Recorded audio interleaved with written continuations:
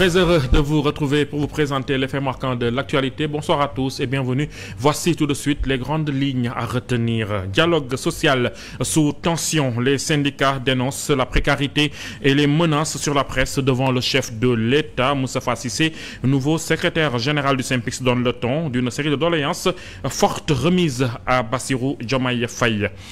1er mai agité, le ministre du Travail hué en pleine cérémonie à Basfal, interrompu par les travailleurs en colère du collectif Rassemblement des travailleurs du Sénégal. Drame à Ouakam, une étudiante retrouvée morte dans sa chambre. Sadia Lambalo, fraîchement diplômée de l'UCAD, aurait mis fin à ses jours selon les premières constatations. Enfin, Israël en flamme, état d'urgence nationale face à des incendies incontrôlables. L'ouest de Jérusalem ravagé, des blessés, des évacuations et l'armée mobilisée pour faire face à la catastrophe. Voilà pour les titres, le développement, c'est dans un instant. Merci de nous choisir pour vous informer. Le président de la République a reçu les centrales syndicales à l'occasion de la traditionnelle remise des cahiers de doléances. Le SYNPICS, par la voix de son nouveau secrétaire général, Moustapha Cissé, a interpellé Bassirou Diomaye Faye sur l'arrêté ministériel suspendant les activités de plus de 350 médias sénégalais. Il lui demande de surseoir à cette décision, estimant qu'un tel geste permettrait de sauver des emplois dans un secteur déjà fragilisé. Le 24 avril dernier, vous avez ouvert la conférence sur l'emploi et l'employabilité. Au moment de sa clôture par le Premier ministre, M. Ousmane Sonko, un arrêté du ministre est apparu pour interdire toute parution ou diffusion à 381 médias.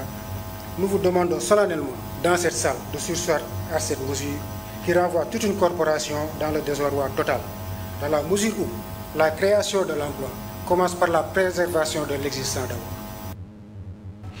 Après lui, les secrétaires généraux des autres centrales syndicales ont tour à tour exposé les doléances et revendications des travailleurs. Modi Guiro, secrétaire général de la CNTS, ne s'est pas limité à des généralités. Il a pris la défense de la presse, interpellant les autorités. Il a appelé le pouvoir à considérer les médias comme un partenaire symbole de vitalité démocratique et de liberté d'expression et non comme un adversaire à faire taire.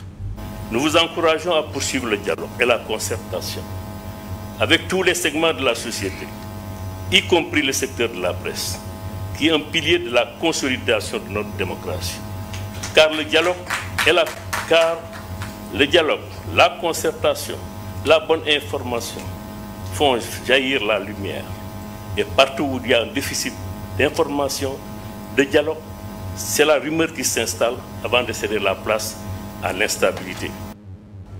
En bref, dans son allocution, le président de la République, Bassirou Diomaye Faye, a rendu hommage à l'ensemble des forces laborieuses du pays. Bassirou Diomaye Faye s'est félicité de la signature du pacte de stabilité, voilà j'y arrive, sociale, appelant le gouvernement à respecter scrupuleusement les engagements pris. Il plaide pour une démarche transparente, seule voie selon lui vers le progrès et le développement local. Le chef de l'État invite également les forces vives de la nation à s'approprier le dialogue national prévu le 28 mai prochain. À l'Assemblée nationale, les préoccupations du personnel refont surface. L'intersyndicat des travailleurs a remis ce jeudi son cahier de doléances au président de l'Assemblée nationale, El Malik Ndiaye. Si le syndicat a salué les efforts consentis jusque-là, sa secrétaire générale, Sorna Diagne, a tenu à rappeler que le personnel reste confronté plutôt à de nombreuses difficultés. À l'instar des autres travailleurs, les agents de l'Assemblée nationale ont célébré ce 1er mai la fête du travail, une communion entre les syndicalistes et l'administration de l'Assemblée nationale. La cérémonie a été marquée par la présence du président de l'Assemblée nationale, El Malik Ndiaye, qui a tenu à vivre cette journée aux côtés des agents. Pour l'occasion, il a symboliquement délégué ses fonctions à son vice-président Sambadang, préférant se fondre dans la foule pour partager ce moment avec le personnel. Une atmosphère chaleureuse et détendue que les représentants syndicaux ont saluée comme étant à l'image des efforts du président pour améliorer les conditions de travail au sein de la deuxième institution du pays. Monsieur le Président, 3 semaines après votre élection, vous avez posé des actes forts aux yeux des travailleurs appréciés à leur juste valeur, parmi lesquels la visite de tous les services de l'Assemblée nationale pour vous enquérir de la situation des agents, l'audience accordée à l'intersyndicat sans pour autant qu'une demande préalable vous ait été soumise. Mais malgré ces avancées, des difficultés subsistent. C'est dans ce cadre que l'intersyndicat a remis son cahier de doléances au président de l'Assemblée. La révision en cours du statut du personnel pour tendre vers un statut de fonction publique parlementaire. La revalorisation du point indiciaire de base, la consolidation de la promotion interne. Des revendications qui ont trouvé une oreille attentive auprès du président de l'Assemblée nationale. Il a pris bonne note, il avait pris bonne note et avait entamé des réformes fondamentales concernant les textes résistant le fonctionnement de l'Assemblée nationale. Et aujourd'hui, toutes les doléances seront prises dans ces textes. Le dialogue entre le syndicat et l'administration est jugé constructif et bénéfique. Il est unanimement salué par le personnel de l'Assemblée.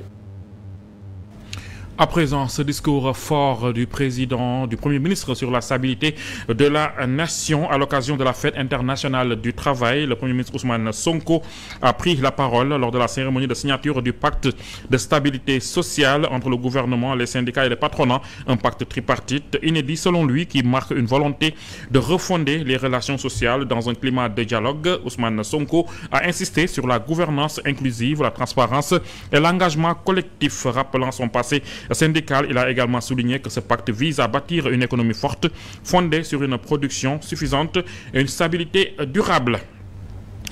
Mais la fête du travail a aussi connu des tensions. Le ministre du Travail, Abass Fall, a été hué lors de son discours par des travailleurs licenciés regroupés autour du collectif Rassemblement des travailleurs du Sénégal. Une interruption musclée qui a visiblement déstabilisé le ministre. Au moins, une douzaine de centrales syndicales se sont réunies pour mettre pression sur le gouvernement.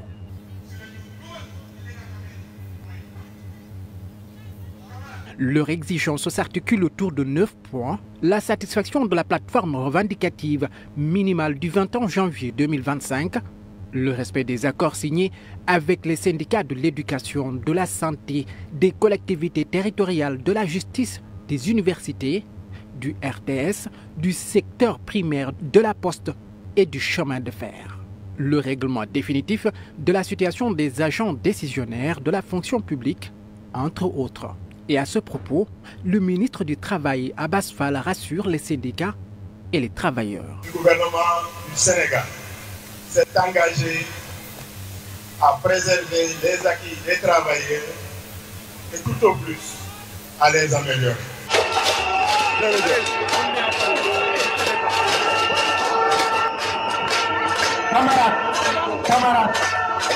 Ce sont des salariés licenciés.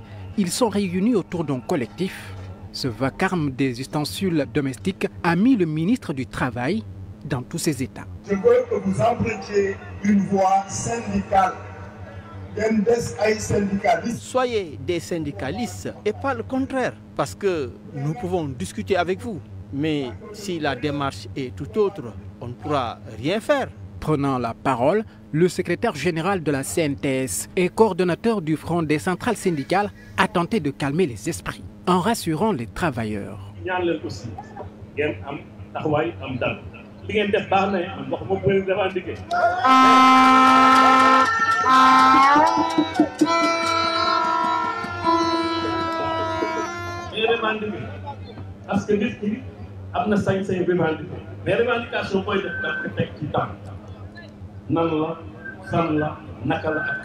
La nouveauté cette année est l'unité des centrales syndicales. Elles ont compris que seule l'unité fait la force.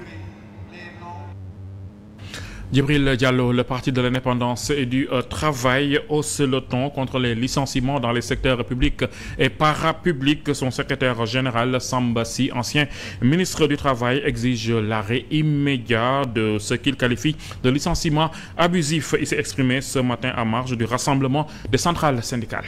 Les travailleurs de notre pays sont attaqués puisqu'ils sont atteints de plein fouet par des licenciements abusifs, on leur enlève le pain de la bouche. Nous sommes venus avec eux dire que la route qui était empruntée par l'actuel régime n'était pas bonne pour 1000 raisons. Nous sommes venus avec eux appeler à la raison. Nous sommes venus avec eux appeler au respect du droit. Nous sommes venus avec eux rappeler les rôles et les devoirs que doivent en tout cas assumer les dirigeants dignes de ce nom. Et nous sommes très réconfortés par des discours que nous avons entendus de la part des dirigeants syndicaux, mais également par la très forte mobilisation des travailleurs de notre pays. Le ministre du Travail, Abass Fall, s'est voulu rassurant. Les engagements pris par le gouvernement seront respectés, a-t-il promis. Il s'est même engagé à jouer le rôle de porte-parole des salariés auprès des autorités. Le ministre a rappelé que certaines revendications, comme celle des enseignants décisionnaires, sont en voie de règlement. Il a également promis la réintégration des travailleurs licenciés. C'est pas parce que nous avons signé dara. Il ne faut pas penser que les gens ont déjà signé, que cela marque la fin des revendications. Pas du tout. Les revendications doivent continuer parce que ces revendications constituent des alertes pour nous, les gouvernants. La situation des décisionnaires, alors les décisions prises, vous êtes au courant, c'est vrai. Par rapport aux indemnités de logement aussi, il y a aussi des réformes pour des travailleurs. Et il faut savoir qu'il y a des acquis. Alors là, je vous rassure, et je vous le dis, vous, en tant que secrétaire général, pour vous dire que tous les engagements pris seront respectés et à la lettre. Je vais respecter, vous pouvez compter sur moi pour cela. Une forte mobilisation syndicale saluée par les autorités et les centrales syndicales. La fête du travail a aussi été marquée par un grand rassemblement des principales centrales syndicales du pays. Une unité saluée par les syndicats affiliés qui voient un pas important vers la satisfaction des revendications dans les différents secteurs d'activité. C'est une journée colorée à l'image des différents syndicats réunis devant le siège de la CNTS en ce jour de fête du travail. Des camarades syndicaux venus directement s'adresser à leur ministre de tutelle, présent sur les lieux un 1er mai, pas comme les autres. Le mouvement social est à son paroxysme en ce moment. Il est normal en fait que les gens qui sont inquiets se fassent entendre. Nous voudrions bien avoir aussi un niveau et un dépassement sur beaucoup de choses qui se passent actuellement. Et on aimerait bien que ce Sénégal soit très bien orienté. De l'ambiance et de l'effervescence dans les rangs, de l'amertume mais aussi de la colère chez certains, tout de même l'unité syndicale était au rendez-vous. Les circonstances créent les bons réflexes. Il est à saluer que la mobilisation soit une mobilisation unitaire. Les secrétaires généraux, tous ensemble, ont compris que l'intérêt des travailleurs était dans leur entente, dans leur union, et que ça ne sert à rien de se disperser. S'agissant du travail décent pour le progrès social, il est attendu de cette journée la satisfaction de toutes les doléances. Nous avons le même but, c'est de défendre en fait l'intérêt matériel et moral des travailleurs. Il est possible de faire reprendre le travail dans notre pays, de créer un climat apaisé, d'aller de l'avant, de donner de l'emploi à nos jeunes, plutôt qu'évidemment d'emprunter une politique de courte. Dans le même registre, la convergence syndicale des travailleurs de la Sénélec CSTS a célébré dans l'unité la fête du travail ce 1er mai 2025. Le thème retenu cette année, la CSTS face à ses responsabilités dans un contexte de réforme institutionnelle et de remise en question des acquis sociaux. Des inquiétudes ont été soulevées, mais Birame Souleye Diop et le directeur général de Sénélec, Pape Toby Gaye, se sont montrés rassurants et prêt à apporter des solutions. 11 jours consacrés aux travailleurs, la convergence syndicale des travailleurs de la Sénélec a, dans l'unité, sacrifié à la tradition. Une journée célébrée au moment où les réformes institutionnelles et la souveraineté énergétique sonnent comme des impératifs, d'où l'interpellation d'une conscience collective. Nous le disons haut et fort, l'intégration progressive et massive des prestataires doit être une priorité. Nous exigeons une politique ambitieuse d'embauche pour sortir durablement ces hommes et ces femmes de la précarité. Un engagement de ces syndicats salué par Birame Souleye Diop. Pour le ministre de l'Énergie, du Pétrole et des Mines, il faudra coûte que coûte protéger les syndicats. C'est valable pour nous-mêmes qui vous parlons. C'est valable pour nous de connaître l'importance du travailleur, son utilité, ses attentes, afin que ce travailleur puisse servir dans des conditions les meilleures. Des inquiétudes qui ne tomberont pas dans l'oreille d'un sourd, dixit le directeur général de la Sénélec. Pape Tobigaï n'a pas manqué de saluer l'engagement et le dévouement des agents de la Sénélec, tout en faisant des promesses, notamment sur la question des prestataires. Cela témoigne d'une volonté manifeste de part et d'autre d'aller vers l'essentiel. IC Sénélec, parmi les entreprises les plus prometteuses. Je pense que pour la première fois, et avec l'aide du ministre de l'Énergie, aujourd'hui nous avons effectivement enclenché une dynamique donc de faire une embauche massive des prestataires. Au terme de la célébration de la journée chargée de doléances, les travailleurs veulent élargir le champ d'application avec l'élection d'une fédération nationale des travailleurs de l'énergie et des hydrocarbures. Et dans le secteur du BTP, la grogne persiste. L'association des ouvriers du bâtiment et des travaux publics du Sénégal a profité de cette journée pour exiger la relance des chantiers à l'arrêt depuis un an. Son porte-parole Damien Ndour a également réclamé une amélioration des conditions de travail, notamment à travers l'équité salariale. Le secteur du BTP est un secteur qui est en souffrance depuis un certain moment, avec les projets qui ont été arrêtés par les autorités. Depuis presque un an, les ouvriers du BTP ont souffert parce que nous avons les informations qu'il y a beaucoup de problèmes dans ce secteur. Les problèmes, c'est qu'il n'y a plus de travail pour ces ouvriers, il n'y a plus de solution, vraiment, et ils souffrent. Le mot, c'est qu'ils souffrent. Et cette souffrance, je pense que le gouvernement, il doit regarder ce secteur pour le plus vite nous amener des solutions, réouvrir les chantiers qui ont été arrêtés pour que ces ouvriers puissent travailler et avoir de quoi nourrir leur famille. À Kaolack, le syndicat de l'enseignement technique et de la formation professionnelle a également fait entendre sa voix à Markane. Secrétaire général du syndicat a adressé un cahier de doléances axé sur le reversement des maîtres de l'enseignement professionnel et technique en attente de la signature de leur décret d'intégration. Il a également évoqué les difficultés rencontrées par les enseignants décisionnaires et les contractuels pour accéder à des formations continues, entre autres préoccupations.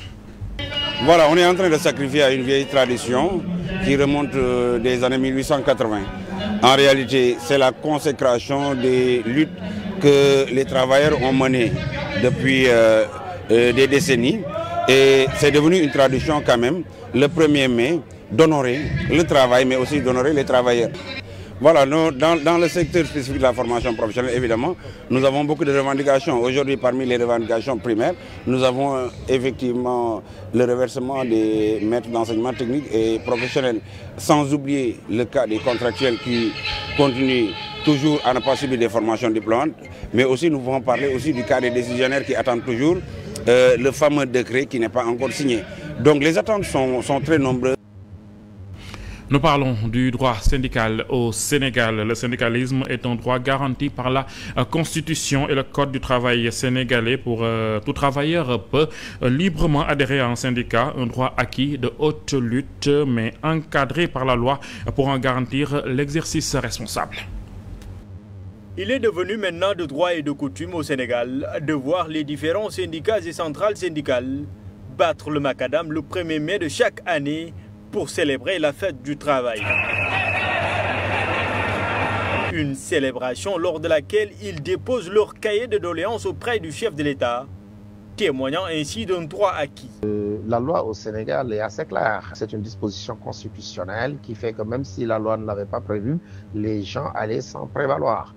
Quand on est un travailleur et qu'on est dans une profession, tous ceux qui travaillent avec vous dans la profession ont le droit avec vous donc de constituer un syndicat. Pourtant, le respect de ce droit fondamental du travailleur qui est de se syndiquer est passé par un long processus parsemé d'embûches. Si la grève des cheminots a posé les jalons, la législation a dû passer par plusieurs étapes. D'abord, la reconnaissance de ce droit était dévolue à la métropole. Puis, la lutte a été portée au niveau africain avec des organisations dont l'Union générale des travailleurs d'Afrique noire, avant que le vent de l'indépendance ne vienne enfin souffler l'introduction de cette liberté dans nos textes. Un droit qui a pour un début vacillé entre une tradition d'immixtion des partis politiques au sein des organisations syndicales et l'existence d'un syndicalisme pur. Il a fallu attendre la première alternance pour voir la donne changer. Sous l'impulsion de figures emblématiques comme Madia Diop, le syndicalisme est devenu un principe fondamental de liberté au Sénégal, mais une liberté qui a néanmoins des limites. Oui, il y a des limites concernant cette liberté syndicale parce qu'il y a des professions qui ne connaissent pas la liberté syndicale et qui ne connaissent pas le droit de grève. Donc, si vous prenez par exemple nos personnels des parcs nationaux et ainsi de suite, les personnels considérés comme étant des inspecteurs généraux d'État, les magistrats et autres, ce sont des personnels qui n'ont pas le droit de se syndiquer, qui n'ont pas aussi le droit donc d'observer la grève. L'un des défis majeurs du respect du droit syndical reste sans doute le respect du droit à la grève qui, malgré les avancées, fait toujours dans certains cas l'objet d'interdiction. Dans un tout autre registre, la paroisse Saint-Joseph de la Médina a célébré la fête de son saint patron, une solennité marquée par la présence de Monseigneur Victor Ndione, évêque de Nouakchott, qui a présidé la messe. Dans son homélie, il a rappelé les valeurs incarnées par l'époux de Marie et exhorté les travailleurs à s'en inspirer au quotidien. Saint-Joseph est un homme admirable avec beaucoup de vertus. La vertu de fidélité, la vertu du silence, homme de silence, d'espérance, un homme de foi, un homme d'une grande humilité. Je crois que pour aujourd'hui, notre monde a besoin de ces vertus-là. Le travail est la voie de noblesse pour ceux qui veulent subvenir à leurs besoins. Quand on s'engage à une œuvre, qu'on le fasse non pas pour seulement gagner des sous, mais pour se rendre compte que Dieu lui-même était le premier à travailler, c'était lui-même qui nous a créés. Il a créé par sa parole, mais tout ce que Dieu a fait par sa parole, c'était pour notre bien. Alors que quel que soit le secteur dans lequel nous sommes investis, que le travail soit un travail consciencieux, bien fait, dans le but justement de donner au monde cette fraternité et ce monde meilleur auquel nous aspirons. Drame à Ouakam, une étudiante retrouvée morte, Sadia Lambalo, étudiante en anglais à l'université Cheikh Anta Diop de Dakar, a été retrouvée morte dans sa résidence à la cité comico de Ouakam. La piste du suicide n'est pas écartée. Selon les premiers éléments, la jeune femme venait tout juste d'être diplômée. Tout est parti de cette publication sur les réseaux sociaux racontant quelques bribes d'infos sur le décès de l'étudiante Sadia Lambalo. La thèse avancée, elle serait morte dans une chambre à l'université Cheikh Anta Diop. Une affirmation vite démentie par le Centre des œuvres universitaires de Dakar qui précise « L'étudiante est décédée à son lit de résidence situé à Ouakam ». C'est dans cet immeuble-ci à la cité comico qu'elle habite avec sa copine, mais aussi avec une de ses tantes. Nous arpentons avec elle les escaliers. Sur la terrasse, elle explique aux autres que Sadiala a utilisé ce bout issu d'une corde à linge au cou, pendu, attaché sur cette poutre sortante, avant de se jeter dans le vide. Et là, elles sont en train de vérifier la possibilité de cette thèse. C'est ici qu'elle s'est effondrée sur les carreaux, à 8 mètres de haut. Elle l'a découverte, bouleversée.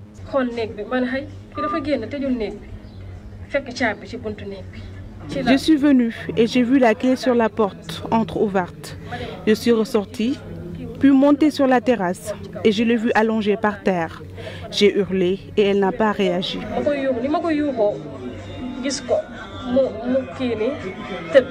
Et j'ai remarqué qu'elle s'était étranglée au cou. J'ai demandé à l'homme qui était venu. J'ai vu qu'elle s'est suicidée,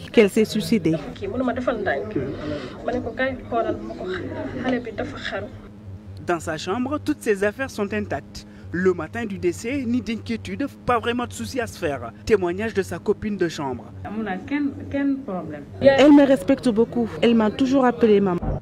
Sadia Lombalo, une jeune fille de 23 ans réputée pieuse et studieuse selon ses proches. Elle venait juste de recevoir son diplôme de licence du département d'anglais de l'UCAD. Elle est originaire de Kolda dans le village de Saré-Badji. Pour l'instant, le corps est acheminé au centre hospitalier à Basdao en vue d'une autopsie. La thèse du suicide n'est pas écartée. Une enquête ouverte par la gendarmerie de Ouakam. Enfin, à l'international, Israël en proie à des incendies d'une rare intensité. Des feux de forêt d'une ampleur exceptionnelle ont éclaté à l'ouest de Jérusalem. Le premier ministre israélien Benjamin Netanyahu parle d'une situation d'urgence nationale et a mobilisé l'armée. L'autoroute reliant Jérusalem à Tel Aviv a été fermée. Plusieurs communes évacuées et plus de 20 blessés légers sont à déplorer. L'origine criminelle est évoquée mais non confirmée pour l'instant. Des avions venus d'Europe sont attendus en renfort alors que la France a proposé un soutien matériel. C'est tout pour ce soir. Merci de votre fidélité. Je vous retrouve à 21h pour le débat de la rédaction. Merci et bonne suite des programmes.